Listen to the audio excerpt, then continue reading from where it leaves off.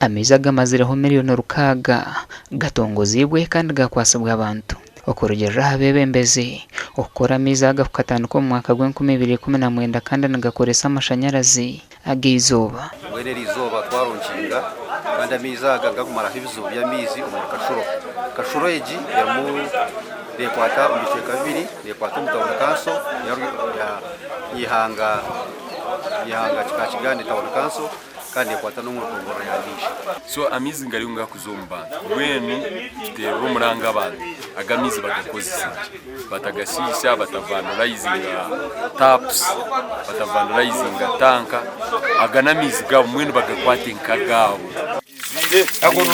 abatura basimira habwo kubiho mu kubonabona kwa mezo ko batwiremo okumara ubwire buringwa so nsima government kandi tudisaba ngo icyo kitekatekere abantu babane kutunga mizaga uko bene ushanga umwana ari kuzahiza bashaha nkishatu